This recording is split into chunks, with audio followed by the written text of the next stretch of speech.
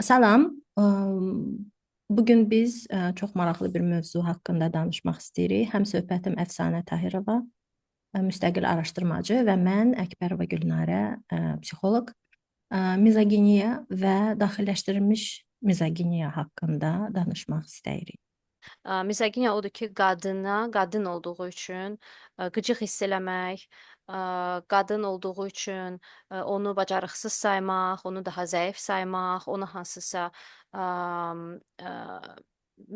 mənfi bir şeylər yükləmək, və yaxud da qadın olana, femininliyə qıcıq hiss eləmək, nifrət hiss eləmək. Məsələn, bizim dilimizdə var da, arvad kimi filan şey Hı hı, etmə, hı hı, arvad kimi. Bunlar mizoginiyadır. hı hı, Daxilləşmiş mizoginiya odur ki, qadının qadına hı hı, etdiyi və qadının özünə hı hı. etdiyi. O mizoginiya daxililəşir və biz özümüzü incidirik və biz başqa qadınları qadın olaraq incidirik. Qətiyyən heç kəsi qınamaq istəmirəm, istəmirik bu mövzuda. Sadəcə araşdırmaq istəyirik ki, nə üçün bu cür davranırıq, bunun kökü hardadır və bununla nə etməliyik? Çünki əgər nəsə yaşayırsa, illərlə aramızda varsa, onun çox güclü səbəbləri var və onu şuuraltı artıq biz tətbiq etdiyimiz üçün şuura çıxardıb şuurlu şəkildə onu durdurmalıyıq. Və Ə, bu hamımızda var. Yəni hamıda. özümüzü də, yəni yəqin ki, Gülər, sən də, mən də özümüzü də bəzən tuturuq ki, özümüzü qınamaq istəyirik, başqa bir qadını Hı hı. qınamaq istəyirik və onda fərqinə varırıq ki, aha gəldi. Daxilləşmiş mizoginiya gəldi. Və qadın qadını necə incidir və ən mənə birinci ə, ə, diqqətimi çəkən oldu bu cümlə. Qadın qadının düşmənidir. Hı hı. Hı Qadının hı. düşməni elə qadındır. Hı Yəni hı. bu iddia bir mifdir və bu mizoginiyadır və bununla biz bir-birimizi əslində incidirik.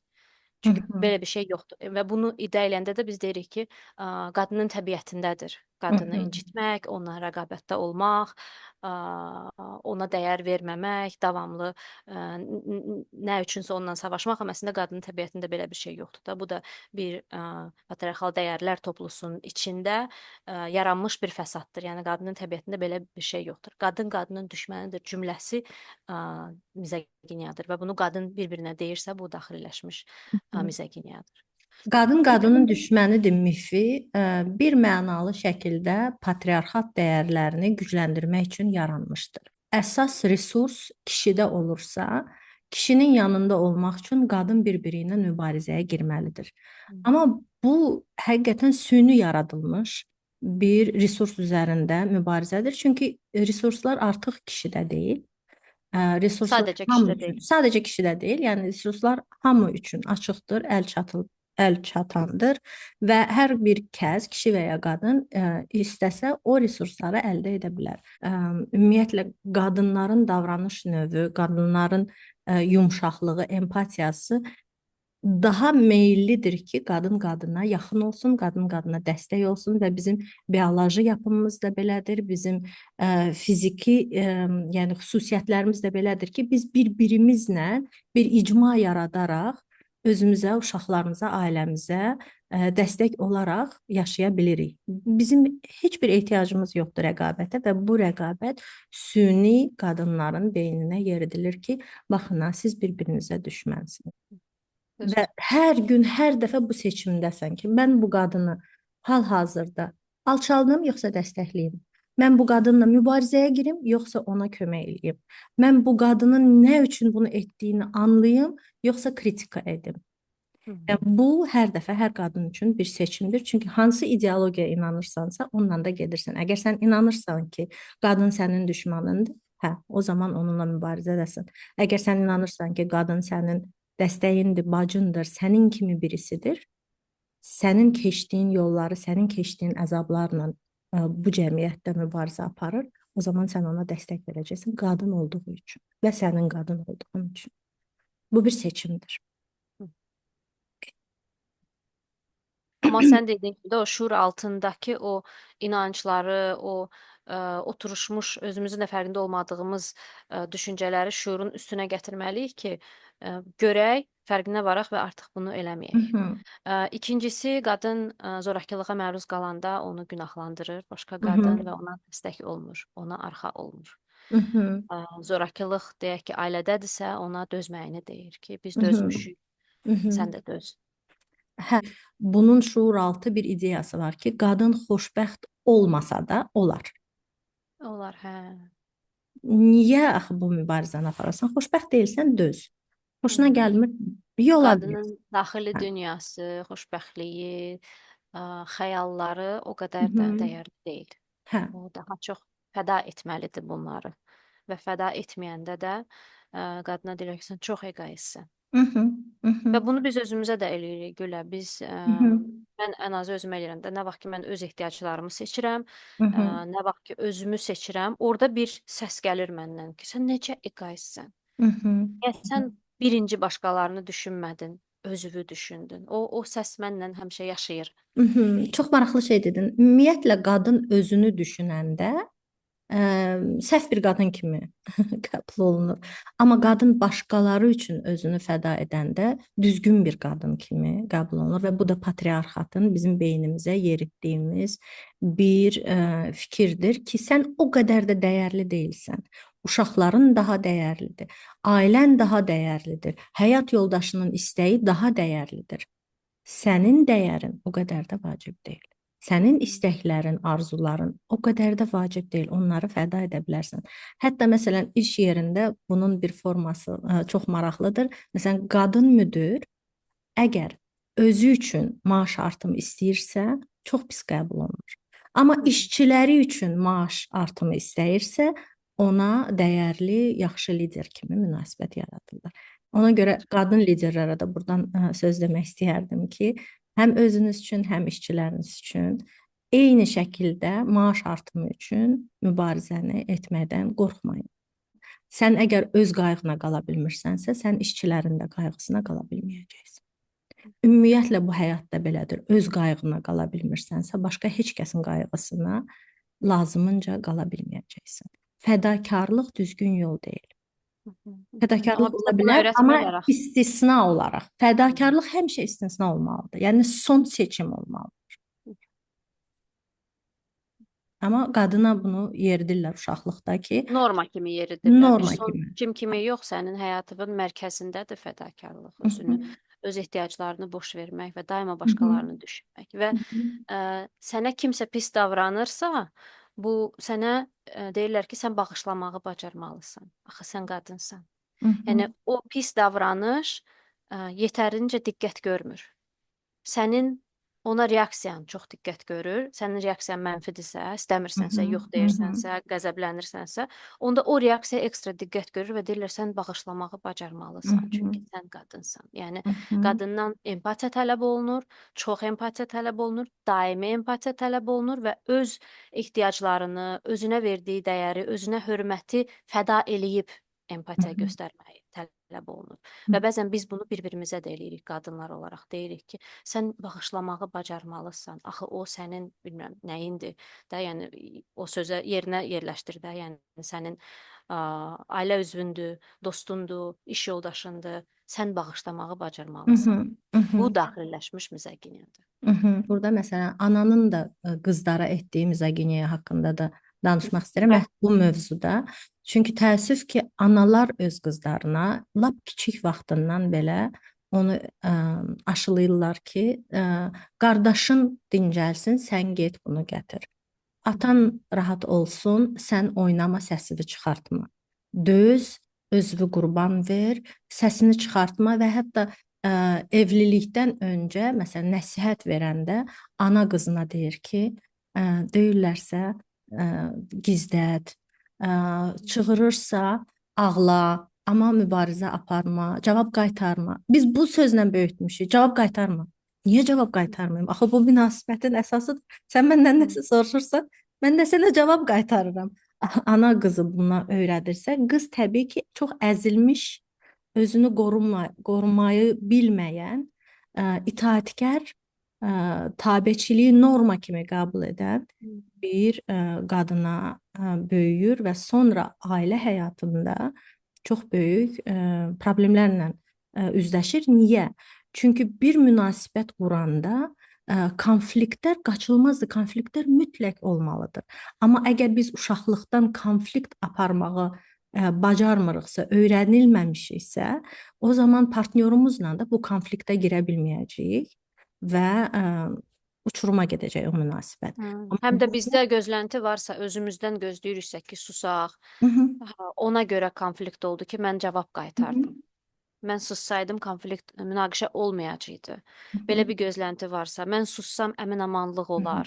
Belə bir yanlış düşüncə ilə biz münasibətə girmişiksə, onda həm də qarşı tərəf də bu düşüncə ilə gəlir axı. Necə hı hı, qızlara bu yeridilir, necə oğlanlara bu yeridilir. Oğlanların da qızlardan gözləntisi o olur ki, o mənə cavab hı qaytarmasın, o hı, sussun, hı mən hı, əsəbləşəndə məni sakitləşdirsin, hı hı, icazə versin ki, mən münaqişədə özümü bərbad aparım, amma sonra məni bağışlasın. hı hı, Bütün bunlar hər iki tərəfin gözləntisi olur. hı hı, Sadəcə qadının qadına yox və sonra o gəlin obrazı, yaxşı hı hı, gəlin. hı hı, Yaxşı gəlin hansı gəlindir? Səssiz olan, hər kəsə xidmət eləyən, hamının ehtiyaclarını nəzərə alan və öz ehtiyaclarını qurban verən. hı Və hı. sonra o qurduğu ailədə indi biz bu gün danışırıq qadının qadına mizoginiyası, qaynana gəlin münasibətləri Ən böyük tamlığı ilə mizoginiya ordadır. daxilləşmiş mizoginiyadır, gəlin qaynana. Yəni pis gəlin qaynana Aha. münasibətlərindən söhbət gedir də, o zorakılıq, o daxilləşmiş mizoginiyadır. Və burada məni həmişə təəccübləndirən bir məqam o idi ki, çox vaxt o qaynanalar özləri öz qaynanasından zorakılığa məruz qalmışdır. Amma deməkdən ki, məni incitiblər, mən indi gəlinimi incitməyəcəm. Məni incidiblər, mən indi qızımı incitməyəcəm və qoymayacağam ki, onu incitsinlər. Rahat həyat öyrətmirik. Nifrətin içində sağ qalmağı öyrədirik. Çünki nifrəti, zorakılığı norma kimi qəbul eləmişik. Hı hı. Hı hı. Daxilləşmiş mizoginiya bunun tərsinəsində də özünü göstərir. Nə vaxt ki, qadın zorakılıqda qalır, çıxmır, çıxa bilmir, onda ona deyirlər ki, niyə çıxmırsan? Hı hı. Niyə dözürsən? Yenə sən günahkarsan. Hı Axı getməyə yerin var, niyə hı. getmirsən? hı. Niyə İş tapa bilərsən, niyə oxumadın? Hə, axtarmırsan? niyə axtarmırsan? Niyə Bu oxumursan? da daxilləşmiş. Özünə niyə dəyər vermirsən? Necə özünü belə dəyərsiz eləyirsən? Bu cür adamı niyə seçdin? Hı hı. Necə belə bir adamla qalırsan? Axı sən çox daha maraqlısan, dəyərlisən. Niyə öz dəyərini görmürsən? Görmürsənsə deməli özün bilərsən, sənə belə xoşdur. Bax bu qadının qadına etdiyi daxilləşmiş mizoginiyadır. Sonra başqa bir növünü deyəcəm. Hı hı. Məsələn, hansısa bir qrup kişi toplaşıblar və qadınları alçaldıcı söhbətlər eləyirlər, ifadələr işlədirlər və ə, bir qadın onlara qoşulur. Hə, Qoşulur və iki onlara tərəf var. onlarla Həm qoşulanda daxilləşdirmiş mizoginiyada, həm qoşulmayanda daxilləşdirmiş. Necə yəni bu qoşulmayan? Sakit qalanda. sakit ya Hə. sakit qalır, ya da Sakit ki qalır, qoşulur. mənim haqqımda danışmırlar və Hə, ya ki qoşulur ki, hə, o da başlayır başqa qadına qarşı ə, ki səhvlər mən vermək. öz genderimin içində, qadınlar içində istisnayam. Hı hı, Kişilərin xoşlamadığı o zəif, gücsüz, dəyərsiz, gülməli, nə hı bilim, hı. əxlaqsız, indi yerinə nə istəyirsən, o qadınlardan deyiləm. Hə. Mən onların xoşlayacağı düzgün qadın Hı hı, deyir və sevinir. hı hı. Və yaxud Buna da hətta susur ki, müasir danışmayın. dünyada o qadınların özəl adı var. Pikmi deyirlər elə Hə, qadınlara. pick me. İndi ona da gələcəm. Ora da Onunla bağlı gələcəyik. bir şey demək istəyəcəm. Hı hı, Ə, və sən rahatlayırsan ki, mən aid oldum. hı hı, Kişilərin dünyasına aid oldum. Çünki dünyanı kişilərin dünyası kimi hı hı, görürsən. hı hı, Bu daxilləşmiş mizoginiyadır və o dünyaya aid olduğun üçün rahatlayırsan. hı Və hı, orada hansısa bir qadın etiraz elədisə, bəzən olur ki, deyirlər ki, şişirtmə də, hı qadın hı, deyirsən. hı hı, Şişirtmə. O zarafat elədi sadəcə. Hər şeyi bu qədər böyütmək lazım deyil. Çünki aid olmamaq çox ağırdır. Çünki sən bu normalara etiraz eləməyə başlayanda səni kənarlaşdırırsan ki, dünya. Belə bir moment belə hiss eləyirsən də, sonra yavaş-yavaş öz icmavı tapırsan, öz hı hı, bədənində, öz dəyərlərində rahatlamağa başlayırsan, amma ona qədər bir təcrid olunmuşluq yaşayırsan hı hı, hı və hı, o aidiyyətsiz qalırsan. hı hı, Çünki patriarxat sənə bu dünyaya aidsən, düzgün qadın olarsan hissini verir. hı O hı. çox dərin bir hiss Şərtlə. deyil. Hı hı. Hə, Şərt. şərtlərdir. Hı Və hı, sən o şərtlərə əməl edərsən, sən aid olursan və sən o aidiyyat üçün qurban verirsən özünü. hı Çünki hı, aidiyyat çox vacib bir şeydir. Ona görə deyirəm qınamaq lazım deyil. Aidiyyat çox vacib bir şeydir. Amma fərqində olub dəyişmək lazımdır. Çünki bu gerçək bir aidiyyət deyil. Hı hı. Yalançı, saxta bir aidiyyətdir və orada sən özün deyilsən, özünü fəda eləmisən və bu kişilər üçün də keçərlidir. Ki patriarxat sənə bir aidiyyətlıq hissi verir. Ki bu cür kişi olsan sən aidsən, amma Hı o hı. da gerçək aidiyyət deyil. Çünki sən də özündən vaz keçməlisən. Öz Hı hı. fərdiliyindən, öz individuallığından, öz duyğularından, öz mərhəmət hissindən vaz keçib aid olmalısan və bu gerçək aidiyyət Hı hı. deyil. Ona Hı hı. görə əziyyət çəkir bədənlər. Ona görə çoxlu mental sağlamlıq problemləri var. Problemlər. Çünki gerçəkdən özümüzə aid deyilik. Özümüz ola bilmirik bu dəyərlərin içində. Nə kişi Ha, olaraq, nə qadın olaraq. burada Brené Brown'un bir sözü yadıma düşdü, Əfsun yadındadırsa demişdir ki, bağlılığın o biri tərəfi tənhalıq deyil, bağlılığın o biri tərəfi fitting in, yəni Hə, özünü uyğunlaşmağa çalışmaq. uyğunlaşdırmaqdır və burada sən özünü itirirsən. Hı Və -hı. əgər deyək ki, hər hansı bir icmada oturmuşuq və kişilər qadına qarşı zarafat, alçaldıcı zarafatlar, şərhlər edirlərsə və sən razılaşırsan və ya susursan, demək ki, o zarafatlar sənə də edilir. Çünki sən də qadınsan. Çünki mən kimisə incidəndə, kiməsə zorakılıq eləyəndə mən sadəcə onun ruhunu yaralamıram. Mən Hı o -hı, proses öz ruhumu da hı -hı. yaralayıram. Mən Çünki hansısa qadını əzəndə, o həm özümü də əzirəm. mənəm. Mən özümü əzəndə, mən özümə qarşı zorakılığı qəbul eləyəndə, bütün qadınlara qarşı zorakılığı qəbul edirəm. Və növbəti xarici görünüşə şərh vermək. Aha. Davamlı Hı qadının -hı. bədəninə, geyiminə, üzünə, saçına daima qadınların bir-birinə bu mövzularda daimi şərhlər verməsi. Yaxşı ya da pis, yəni Hı hı. fərqi yoxdur. Daima xarici görünüşümüz, geyimimiz, saçımız, üzümüz əsas mövzudur. Hı Bax hı. bu daxilləşmiş mizoginiyadır. Niyə? Çünki pis deyiriksə də belədir, yaxşı deyiriksə də belədir. Çünki sanki mərkəzdə mənim necə görünməyimdir. Hı Əsas hı. budur.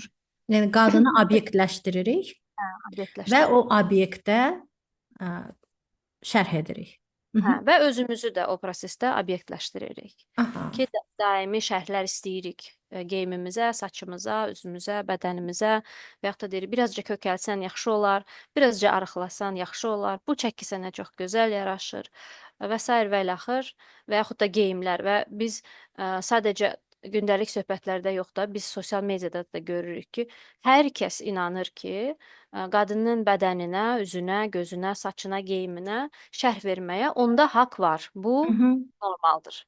Sanki bir nəzarətçiyik və davamlı olaraq nəzarət etməliyik ki, bu qadın yaxşı obyektdir ya pis obyektdir. Yəni Hı -hı. qadın istədiyi kimi həyatını yaşaya bilməz. Bunu həmişə bizə patriarxat edirdi.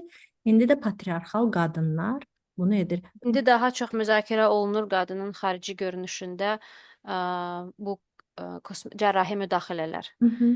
ki, təbiilik daha gözəldir, müdaxilə etmədən daha Hı gözəlsən, hı. makiyajsız daha gözəlsən. Yəni bu əslində yenə qadını obyektləşdirir. Çünki bu mənim üzümdür, mənim bədənimdir və hər hansı bir müdaxilə mənim qərarımdır.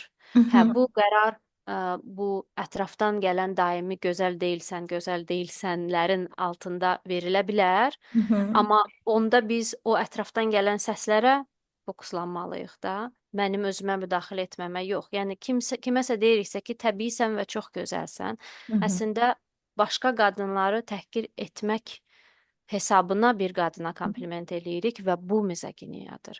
Və yaxud da niyə makiyaj etmirsən? Makiyajla daha təravətlisən. Və yaxud da niyə müdaxilə etmirsən? Yaşlanırsan, Hı hı. Hı qırışırsan. hı. Niyə o qırışları götürmürsən? Bunun hamısı mizoginiyadır və bunu qadın qadına edəndə bu daxilləşmiş mizoginiyadır, Yəni fərqində qadın qadına olduğu kimi olmağına icazə razılaşmır, vermir. icazə İcazə vermir. vermir. Özünə də icazə Və vermir bunun və fərqində. heç bir əlaqəsi yoxdur. Qadın baxımlı olsa, baxımlı olmasa, estetik əməliyyat eləsə, eləməsə, mütləq kimsə gəlib sənə deyəcək ki, sən düzgün deyilsən. Hmm. Sən daha başqa cürə ola bilərdin. Olmazmı ki, olduğun kimi olun? Olmazmı ki botoksuz yaşayım və ya olmazmı ki botoksla yaşayım? Axı bu Və mən heç kim mənə heç nə deməsin. də yəni və bu mənim axı insanlığıma bunun təsiri yoxdur. Mən yenə mərhəmətliyəm və ya deyiləm. Mən yenə yaxşı insanam və ya deyiləm. Mən yenə yalançıyam və ya deyiləm. Bunun mənim xarici görkəmimlə heç bir əlaqəsi yoxdur. Amma əgər bir qadın kimi mən davamlı özümü mükəmməlləşdirməyə çalışıramsa, bu daxilləşmiş mizoqiniyadır. Əgər mənim bu cəhdlərimi gəlib kimsə qınayır, bu da daxilləşmiş Hı mizoqin. hı, hı hı.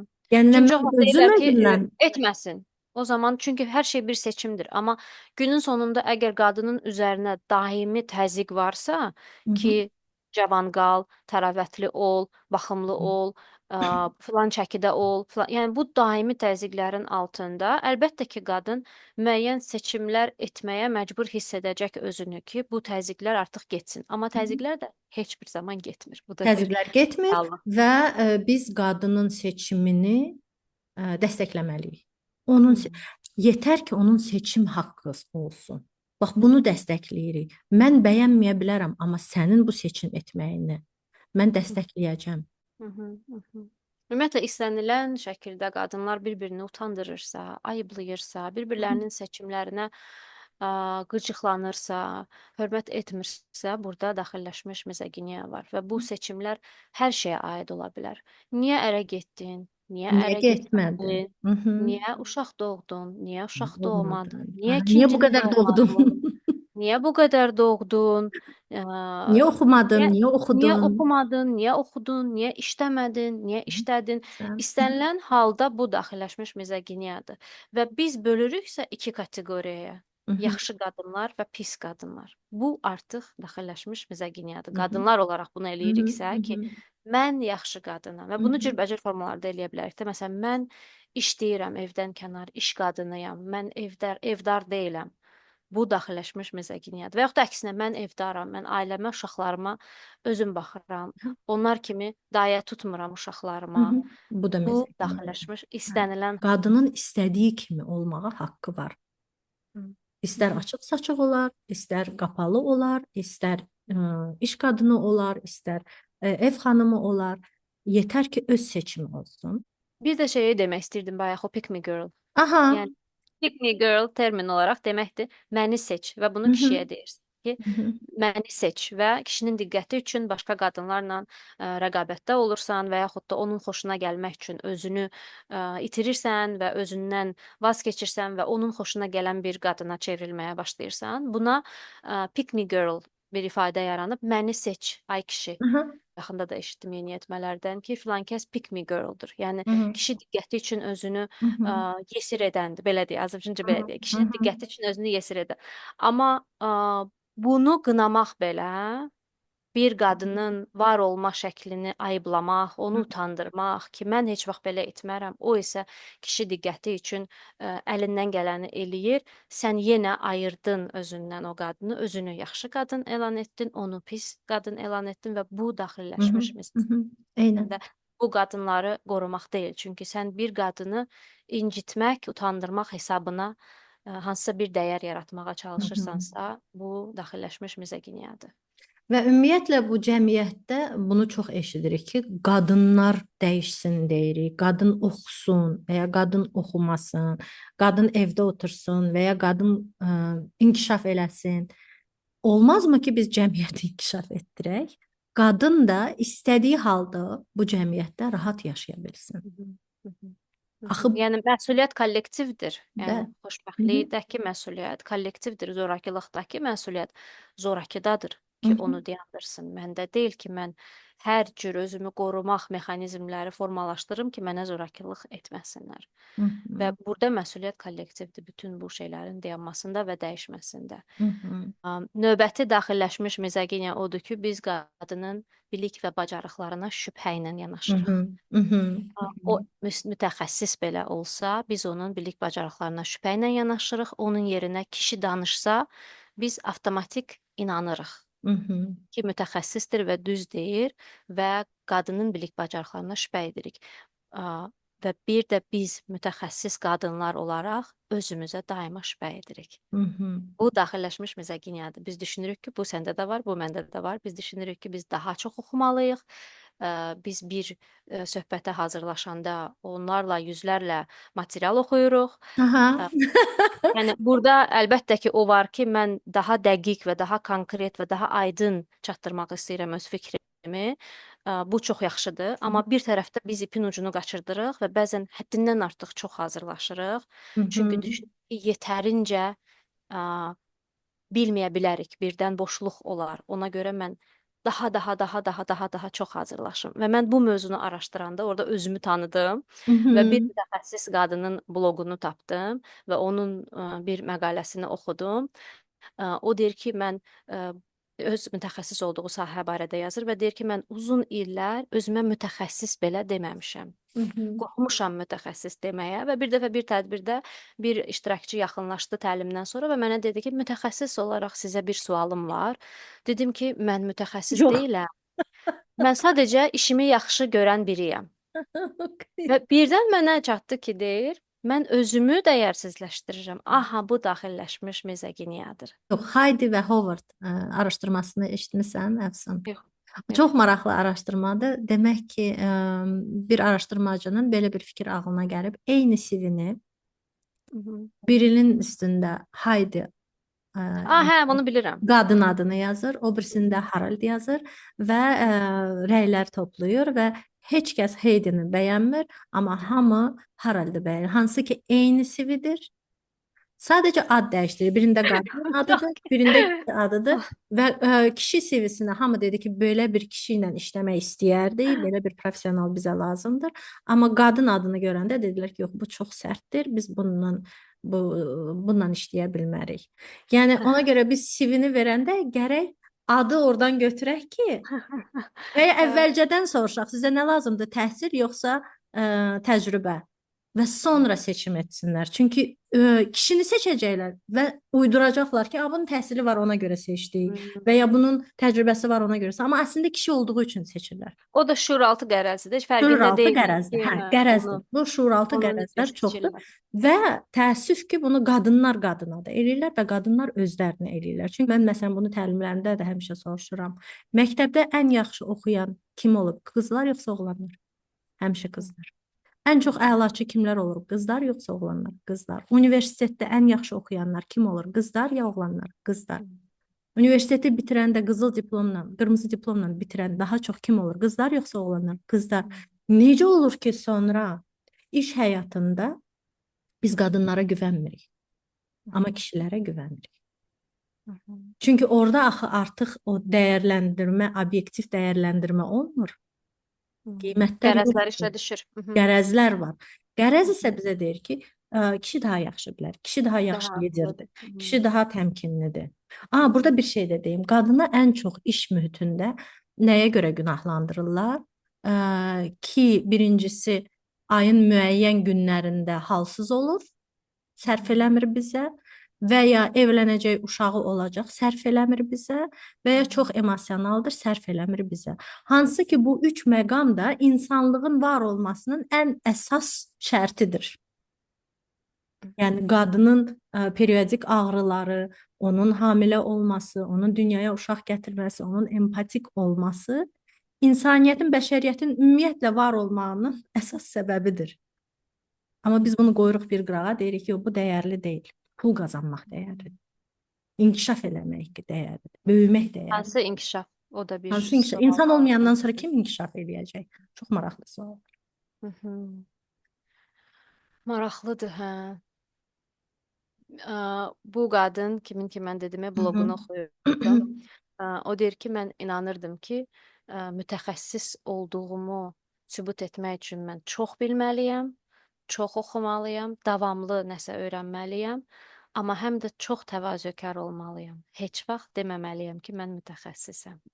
Və mən başa düşdüm ki, bu daxililəşmiş mizoginiyadır.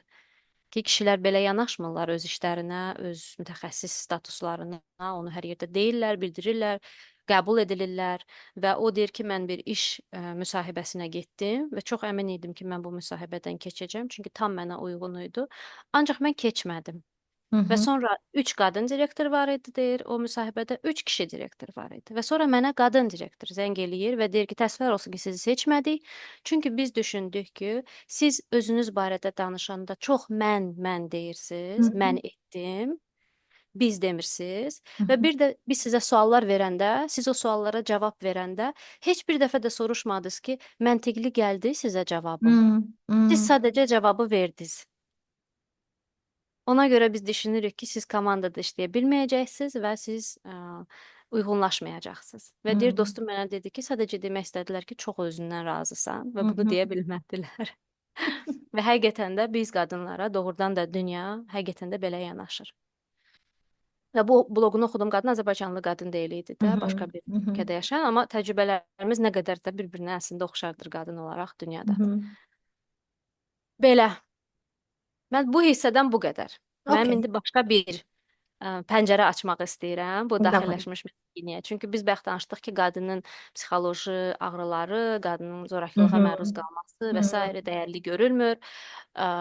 Yetərincə dəstək almır. Ona deyirik ki, drama eləyir. Ə, hı. yəni isterika yazınca isterika sözü yoxdur, amma yəni də biz öz dilimizdə bu sözü istifadə eləyirik də. O da histeriya bilirsən də hansı sözdən Bilirəm, gəlib. hə. Hə, qadın rəhmi, yəni uşaqlıq matka sözündən gəlibdir. Yəni bu qədər mizoginiya var bütün dünya dillərində ki, qadın şişirdir və s. Amma bir pəncərə də açmaq istəyirəm, hansı ki, çox maraqlı və əslində çox ağrılı mövzudur. Qadının fiziki ağrısı da diqqət görmür. Hı hı. Ə, O. və tarixən qadınlara o hysterical-da, isteriçka, o hər şey şişirdən, böyüdən, şüvən qopardan kimi baxıblar deyə, qadının fiziki ağrıları da dəyərsizləşdirilir və müasir tibb bu dəyər üzərində hələ də fəaliyyət göstərir. Və mən araşdırmalara baxdım, yəni dəhşətli araşdırmalar var. Daha çox Amerika və Böyük Britaniya araşdırmalarıdır, əlimizin altında olan araşdırmalar. Amma mən düşünmürəm ki, dünyanın başqa yerlərində böyük bir fərq olacaq qadına münasibətdə tibbdə. Amma göstərirdi ki, bu araşdırmalar qadınlar daha çox gözləyirlər təcili yardım üçün gələndə Hı çatanda hı. xəstəxanaya, eyni ağrı ilə müraciət edəndə qadın və kişi qadını daha çox gözlətdirirlər, nəinki kişini və daha az ağrı kəsici verirlər qadına, nəinki kişiyə. Hı hı. Çünki şur altında qadın daha dözümlüdür və Hı yaxud hı. da şişirdir. Və çox vaxt Dünyada qadının infarkt səbəblərini qaçırdırlar buna görə. qaçırdılar, hə, Hı. hə. O qaçırtma səbəblərindən biri də budur ki, infarktın simptomları kişi simptomları üzərinədir tibbdə. O simptomları axtarırlar. Qadınlarda biraz başqa simptomdur və o simptomları axtarmırlar, Hı fikir hı. vermirlər. Hı Yəni tibb hı. belə kişi bədəni üzərində qurulub.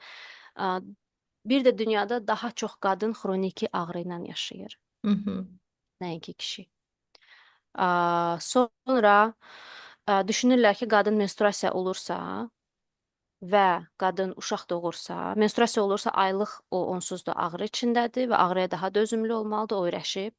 Uşaq doğursa buna dözdüsə, artıq hər şeyə dözə bilər, ona öyrəşib və ona görə də qadının ağrısı daha az diqqət və dəyər görür tibb sistemində.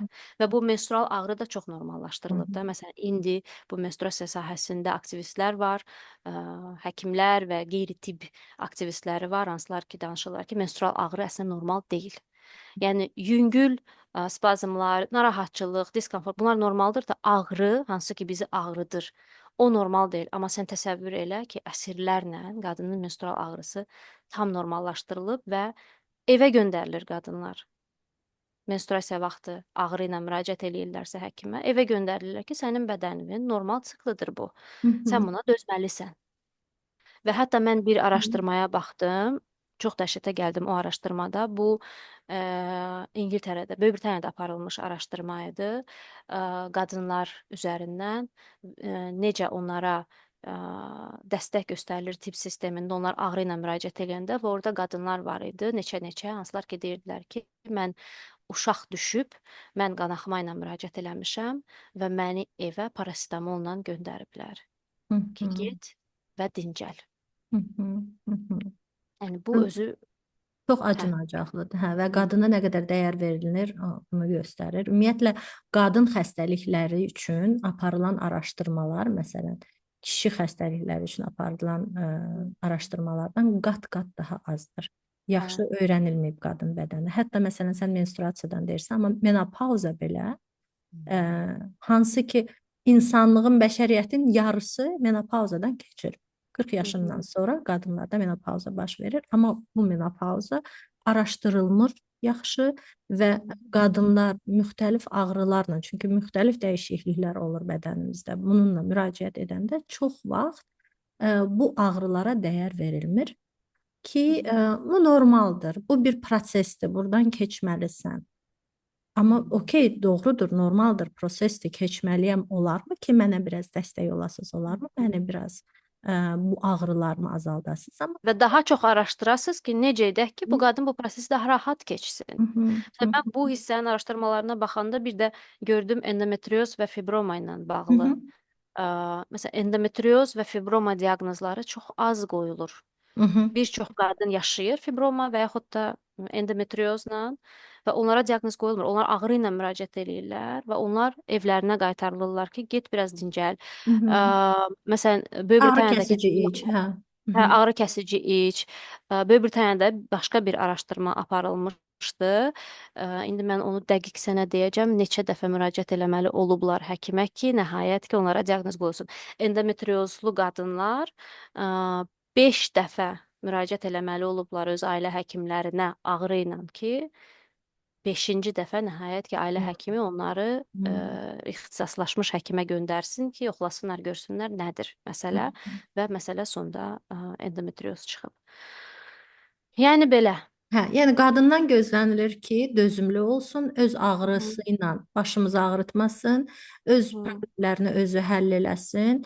hı. Sanki dünya kişi dünyasıdır. Qadınlar isə sadəcə meşat eləyirlər. Mane olurlar. Demişkən mane olurlar. Biz özümüzə də bunu eləyirik. Məsələn, mən o araşdırmaları oxuyanda da çox gördüm ki, qadınlardan soruşurdular ki, məsələn, niyə müraciət etmirdin həkimə, niyə gec müraciət etdin? Deyir, çünki yük olmaq Hı hı, istəmirdim. hı İstəyirdim ki, özüm həll eləyə bilim.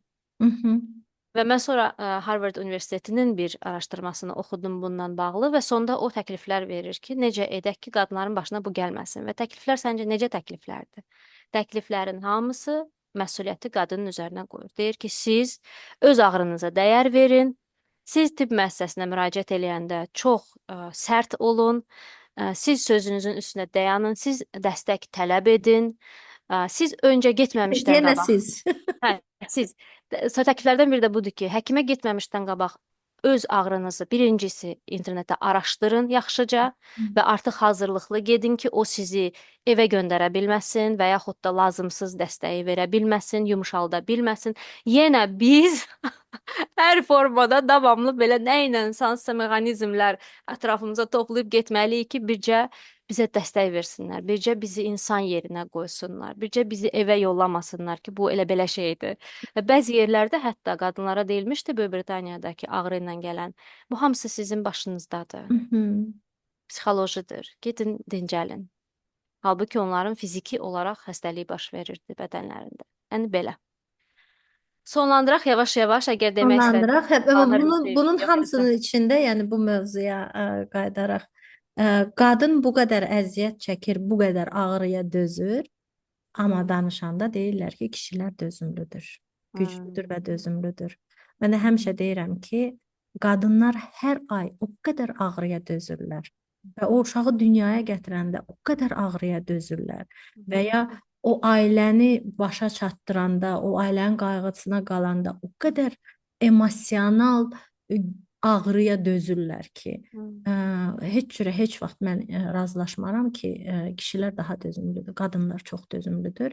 Amma artıq bunu dəyişdirməliyik. Niyə dözməliyik? Hə, onu Olmazmı deyəcəydim ki, ki, rahat yaşayaq? bu dəyişsin artıq. Çünki o ağrı, o əziyyət hansı ki çəkilir, o dəyərli bir proses kimi görülmür. O dözülməli bir şey kimi görülür və bu Hə, araşdırmalara mən baxanda orada deyilirdi ki, bu qadınların fiziki ağrısının görülməmə səbəblərindən biri də odur ki, fiziki olaraq bir aparat yoxdur ki, biz ağrını ölçə bilək var, də. artıq var. Biz özündən soruşuruq Hı, çox vaxt hı, qadınların ki, nə qədər ağrıyırsan, birdən 10-a qədər dəyərləndir. Və əgər biz günahlandırılmışıqsa çox ki, dözümlü deyilik, dözməliyik və biz özümüzü yük kimi hiss eləyiriksə, o şkalada 10-dursa ağrımız 10 deyəcəyikmi? Hı hı. Güman ki, deməyəcəyik. Çünki mənim ağlıma gəldi anam, mənim ağlıma gəldi nənələrim, hansılar ki, həmişə deyirlər ki, ağrıya çox dözümlüyəm mən. Onlar deyərdilərmi ki, 10-dur mənim ağrım, yoxsa 3-4 mü deyərdilər ki, yük olmasınlar və dözümlü olduqlarını özlərinə sübut eləsinlər?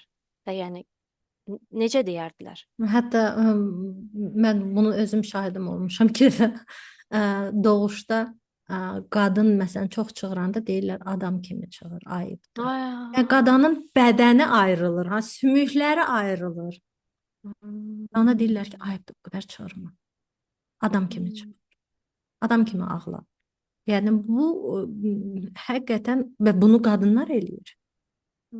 Çünki doğuşda çox vaxt daha çox qadınlar olur. Qadınlar qadınlara deyirlər ki, döz, çığırma, sakit, yavaş-yavaş adam kimi. Burada da dəstək verilmir. Buna görə yəni artıq bunu dəyişdirməliyik. Biz bunun artıq fərqində olmalıyıq və qadından daha az şey gözləməliyik. İnsan kimi yaşamağını gözləməli, bir Super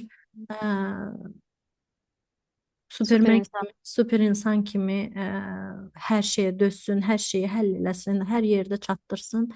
Sadəcə bir insanıq və biz də yoruluruq və Və bizim həm də dəstəyə ehtiyacımız var. yorulana qədər dəstəyimiz olmalıdır. Yorulmamalıyıq. Bu normallaşdırılmalıdır və ağrımız dəyərli olmalıdır. Azca ağrıdıq, o artıq dəyərlidir və Hı onu hı. həll etməliyik. Dəstək almalıyıq ki, o ağrı olmasın.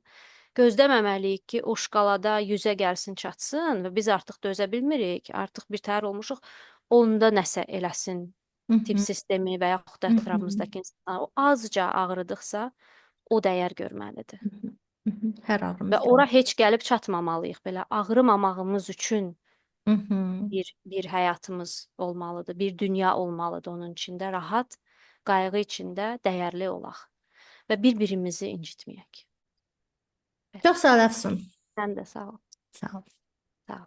Sağ olun.